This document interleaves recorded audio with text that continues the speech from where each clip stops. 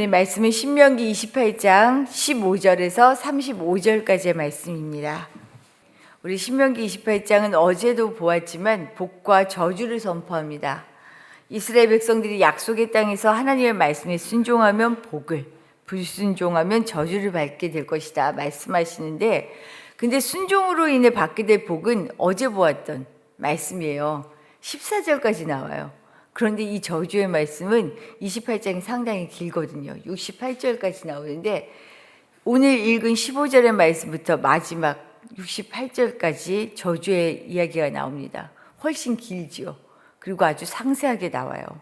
불순종의 결과인 저주의 말씀, 이 길게 말씀하시는 이 말씀을 통해서 하나님이 어떤 마음으로 우리에게 이 말씀을 하시는지 살펴보려고 해요. 먼저는 저주를 예고하신 이유는 겁박하기 위한 게 아니에요. 협박이 아닙니다. 예방하시고 설득하기 위한 말씀입니다. 우리에게 경고로 미리 말씀해 주시는 거죠. 15절 말씀을 제가 다시 한번 읽어볼게요. 15절입니다. 내가 만일 내 하나님 여호와의 말씀을 순종하지 아니하면, 여기서 시작돼요. 어떻게 된다고요? 같이 읽어보죠. 내가 오늘 내게 명령하는 그의 모든 명령과 규례를 지켜 행하지 아니하면 이 모든 저주가 내게 임하며 내게 이를 것이니. 똑같아요. 축복하실 때도 마찬가지고 저주하실 때도 마찬가지예요. 하나님의 말씀을 잘 들어 순종하면 들어와도 복을 받고 나가도 복을 받는다. 그런데 역으로 말씀을 지키지 아니하면, 행하지 아니하면 들어와도 저주를 받고 나가도 저주를 받을 것이다.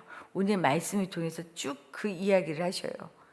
복과 저주가 순종과 불순종에 대한 결과다라는 것을 얘기하시면서 훨씬 많은 저주를 통해 순종의 길을 그래서 선택해야 한다라고 얘기하셔요. 끔찍한 저주에 대한 말씀이 훨씬 많은 것은 이처럼 이 일이 너에게 일어나지 않도록 하라는 하나님의 사랑의 메시지입니다. 늘 말씀드리죠. 심판하시는 목적이 뭐라고요? 벌 주려고 하는 게 아니에요. 단순히 이 심판을 통해 돌이켜라, 다시 회복해라 라는 메시지거든요. 하지만 우리가 잘 알고 있는 것처럼 순종이 생각보다 쉽지 않지요. 정말 쉽지 않아요. 왜요? 세상 속에 우리 녹아들어 있기 때문에 우리의 삶의 습관은요, 불순종이 너무 자연스러워요. 세상이 살아오는 방식에 내가 그 속에 속해 있기 때문에 저절로 그 길을 따라가죠. 그래서 하나님의 백성이 선택해야 하는 순종은 넓은 길이 아니라 사실 굉장히 좁은 길입니다. 의식적으로 들어가지 않으면 들어가지지 않아요. 운전하다 보면 어때요? 저도 가끔 제가 저한테 놀라는 게, 이제 일하러 가면 늘 가던 길이잖아요. 그러니까 습관적으로 가더라고요. 내가 이 길을 사실 이제 오늘은 이 길로 가지 않아야 되는데 나도 모르게 제가 가고 있는 걸 느껴요. 그게 무서워요. 몸에 녹아든 습관이. 우리의 길이 그렇다는 거예요. 애써서 노력하지 않으면 좁은 길이기 때문에 넓은 길로 그냥 쓱 가게 되어 있다는 거죠. 그래서 하나님께서는 우리에게 습관처럼 세상의 길로 빠져들 때 저주와 같은 회초리를 통해서 우리를 깨우치십니다. 히브리서 12장 말씀을 보면 이런 말씀이 있어요. 주께서 그 사랑하시는 자를 징계하시고 그가 받아들이시는 아들마다 책짓질 하심이라 하였으니 너희가 참음은 징계를 받기 위함이라. 하나님이 아들과 같이 너희를 대우하시나니 어찌 아버지가 징계하지 않는 아들이 있으리요. 징계는 다 받는 것이거늘 너희에게 없으면 사생자요 친아들이 아니다. 하나님이 사랑하시기 때문에 징계를 줄 수밖에 없다. 사랑하시기 때문에 깨우치게 하시는 회초리를 들 수밖에 없다라는 것을 말씀하시죠. 잘못된 길로 가는 자련을 향한 하나님의 사랑을 볼 수 있습니다. 하나님의 마음을 헤아리며 맞추어 살 수 있는 것, 하나님이 징계를 내리실 때, 회초리를 들 때 이것을 깨달을 수 있으면 정말 복이에요. 요즘 시대에 자녀들을 잘못 키운다. 우리 청년들이, 젊은이들이, 어린아이들이 매 맞는 것, 어려운 일을 만날 때 속수무책으로 어떻게 하지 못하는 순간들이 많죠. 혼나본 적이 없어서. 그럴 때가 참 많다라는 이야기를 들어요. 당연한 거예요. 혼나는 것은. 잘못했을 때 잘못했다 들을 그 소리를 들을 때 아 하고 번쩍할 수 있는 것 복입니다. 우리가 하나님 앞에서 하나님의 심판, 저주는 결코 우리를 향한 협박이 아니에요. 겁박이 아닙니다. 우리를 향한 사랑이며 바른 길로 가게 하시는 하나님의 절절한 설득입니다. 이 설득을 들을 수 있을 때 우리에게 복이 된다는 사실을 믿으시기 바랍니다. 두 번째로는요, 심판은 하나님이 하시지만 사실 이것을 자초하는 것은 나입니다. 우리예요. 복을 받느냐 저주를 받느냐 하는 것은 사실 우리의 선택에 달려있다라는 거예요. 왜냐하면 하나님의 말씀에 순종하고 불순종하고는 누가 해요? 내가 하거든요. 내가 선택하는 것이거든요. 하나님에 대한 순종은 회색지대가 없어요. 이 말은 뭐냐면 중간이 없다는 것입니다. 대충 하나님의 뜻을 따르면서 세상의 가치를 따르는 것, 양다리가 없다라고 하나님은 말씀하셨어요. 우리 요한계시록 보면 7교회의 이야기가 나오죠. 이 가운데 라오디게아 교회를 향한 말씀이 있습니다. 우리가 잘 아는 말씀인데요. 제가 한번 읽어드릴게요. 내가 내 행위를 아노니 내가 차지도 아니하고 뜨겁지도 아니하도다. 내가 차든지 뜨겁든지 하기를 원하노라. 내가 이같이 미지근하여 뜨겁지도 아니하고 차지도 아니하니 내 입에서 너를 토하여 버리리라. 당시에 라오디게아 교회는요, 굉장히 부유한 도시에 있는 교회였어요.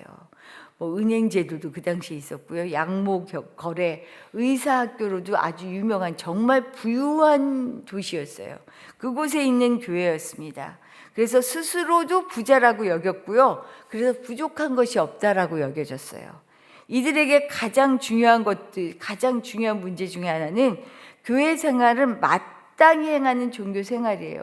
그리고 어쩌면 이들이 지금 누리는 부는요, 하나님을 믿어서 하나님이 우리에게 주시는 복이다라고 여겼어요. 그래서 그 부유함에 취해 있었습니다. 자만하며 살았죠.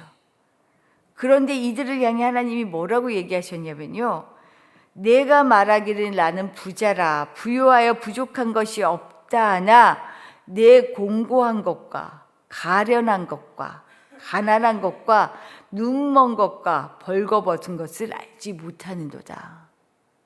너희들은 지금 부유하다라고 얘기하는데 사실 너네 진짜 가난해. 너네 진짜 공고해. 너네 얼마나 궁핍하게 살고 있는지 알아야 돼 라고 말씀하시는 거예요. 나름 열심히 신앙생활을 하는 것 같지만 그 중심에 자기의 의의를 내세우는 마음이 있다면 이것은 자기를 제대로 보지 못하는 거예요. 내가 가진 것, 내가 누리는 것은 내가 이만큼 했으니까 받는 당연한 복이야. 하나님이 내게 주시는 그저 당연한 복이야 라고 생각했다면 착각이라는 거죠. 우리가 사는 것은, 우리가 누리는 것은 거저 주신 하나님의 은혜일 뿐이지 내가 뭔가 잘하고 잘나서가 아니에요. 누구는 못해서 그만큼 힘들게 사는 거고 나는 잘해서 잘 사는 게 아니라는 것을 하나님이 늘 말씀하시죠. 이것을 인정하지 못하면 겉으로는 종교 생활에 익숙하여 순종하며 사는 것 같지만 실제는 불순종한 세상의 종으로 사는 것과 같다라고는 말씀하고 계셔요. 그래서 하나님이 이런 말씀하셨죠. 마음이 가난한 자는 복이 있나니. 내 마음이 가난하지 않으면요, 하나님이 들어올 자리가 없어요. 하나님 없어도 충분히 산다라고 생각해요. 말은 주여 주여 하는데 입술만 주여 주여 하지 궁핍하지 않다는 거죠. 영혼의 갈급함을 알 수 없다라고 말씀하셔요. 그렇다면 어떻게 하나님의 말씀에 순종하며 살 수 있을까요? 보이는 것에 매이지 않고요, 철저하게 하나님의 주권을 인정하며 사는 사람, 이것을 훈련할 수 있는 사람이 정말 하나님의 말씀에 순종할 수 있습니다. 하나님의 말씀에 순종하는 것이 성경에 나온 말씀을 고지고대로 지키며 산다는 것 아니죠. 사실은 모세가 받은 십계명을 들이밀면서 이거 잘 지키고 있어? 하나님의 말씀 잘 지켜 하나하나 체크하며 살라 그러면요, 그렇게 살 수 있는 사람이 없을 거예요. 결코 그렇게 우리가 말씀을 지킬 수 있는 존재가 아니에요. 하나님은 우리가 죄 짓는 것을 보면서 기다렸다는 듯이 우리에게 벌을 주시는 분 아니잖아요. 사실 우리는 우리의 힘으로는요, 하나님의 말씀을 지킬 능력이 없습니다. 없어요. 그래서 우리가 하나님의 말씀에 순종할 수 있는 방법은 뭘 것 같으세요? 하나님, 나는 안 돼요. 내 힘으로는 할 수 없습니다. 그래서 내가 죽어야, 하나님이 살아서 내 안에 움직여야 내가 하나님의 말씀을 순종할 수 있습니다. 나의 부족함을 아시고 성령님 나와 함께하여 주시옵소서. 이렇게 자복하고 주님 앞에 매달리며 늘 나아가는 사람, 이 사람이 하나님 앞에 순종할 수 있는 사람이죠. 내가 노력해서 내 힘으로 할 수 있다라고 하면요, 그래서 되면 자고해지는 게 우리예요. 할 수가 없어요. 중요한 것은 우리가 이처럼 아무것도 아닌 죄인임을 인정하고요, 나의 모든 삶을 주님께 의지하고 나를 하나하나 내려놓는, 맡기는 것, 이것이 진짜 순종이에요. 이럴 때 하나님께서 내 안에서 일하시죠. 내 안에서 나를 움직여 가시죠. 그러면 우리는 성령님의 인도하심을 받아 살아갈 수 있는 것이고요. 우리가 복을 받고 저주를 받는 그 잣대는 나와 세상의 능력을 의지하고 자랑하며 사느냐, 아니면 내가 정말 주님 앞에 무익한 종입니다, 그 주님의 능력으로만 살 수 있습니다 하고 주의 발치 앞에 무릎을 꿇고 살아가느냐, 여기에 달려 있어요. 복과 저주의 말씀을 통해 우리 선택의 중요성을 늘 기억할 수 있기를 바랍니다. 끊임없이 하나님, 나는 할 수 없지만 하나님께서 나를 만들어 주시면, 나를 빚어 주시면 내가 할 수 있으니 하나님, 내가 늘 주님의 편에 서기를 선택하고 주님 앞에 무릎 꿇으며 주님의 말씀에 귀를 기울이는 사람 되게 해주십시오. 그래서 나도 모르는 사이에 내가 주님 말씀대로 살아가는 그 순종을 이루게 해주십시오 라고 기도할 수 있기를 축복합니다. 주신 말씀 생각하며 기도하도록 할게요. 하나님 앞에서 정말로 내 힘이 얼마나 되겠어요? 내가 할 수 있는 능력이 뭐가 있겠어요? 주님이 내 안에 주인 되어 주시고 성령님이 나를 이끌어 주셔야 할 수 있죠. 그러니 주님의 말씀 앞에 늘 무릎 꿇는 사람 되게 해주십시오. 기도하시기를 부탁드립니다. 하나님께서 우리에게 늘 경고하시는 것, 저주까지 말씀하시는 이유는 뭐예요? 그렇게 살지 말라고 설득하시고 예방하시기 위한 것이요, 하나님의 말씀 앞에 내가 힘든 순간에 무릎 꿇는 사람이 아니라 힘든 순간이 닥치지 않을 만큼 하나님의 말씀을 알고 늘 사모할 수 있는 사람 되는 것이 더 중요하잖아요. 우리 주님 앞에 그렇게 무릎 꿇을 수 있기를 바랍니다.